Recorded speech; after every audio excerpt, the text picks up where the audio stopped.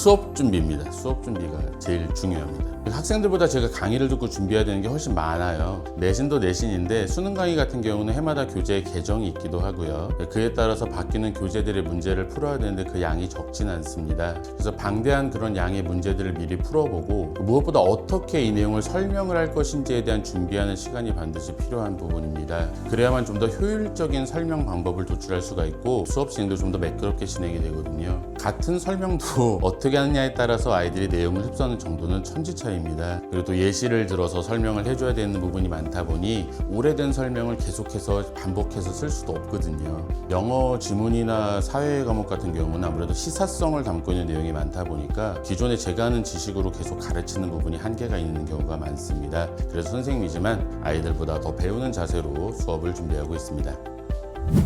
되게 많은 아이들이 머리를 스쳐가는데 가장 기억에 남는 게 보통 사춘기가 오면 되게 반항하는 경우가 많잖아요. 유달리 반항심이 심했던 중학생 아이가 있었어요. 그 아이가 내 학습에 대한 재능이 상당히 높았거든요. 근데 저는 교사가 아이가 갖고 있는 능력이나 잠재력을 빨리 알아보고 그것에 대한 것들을 얘기해주고 길러줄 수 있는 것도 상당히 중요하다고 생각을 하는데 그 친구가 정말 소위 하나를 가르치면 열을 낳는 아이라서 개인적으로 기대가 상당히 컸었습니다. 그랬는데 결국은 집에 트러블이 생겼는지 집을 나갔다고 아이들한테 얘기를 듣고 학습적으로 재능이 상당히 있는 아이인데 잘못된 방향으로 흘러가지 않을까라는 걱정되는 마음도 있고 어떻게든 해야 되겠다는 생각이 들었어요. 그래서 수소문을 해서 그 아이를 찾았어요. 집에 데려갔는데 부모님도 학생을 찾으러 오기 전에 선생님이 찾으러 왔으니까 당황스럽게 했겠죠. 그죠? 그 이후로 자기를 위하는 마음이 좀 진심이라고 생각이 들었었는지 차분하게 말을 들어주고 계기가 되어서 그 이후에 이제 중학교도 졸업하고 고등학교, 대학교를 갔어요.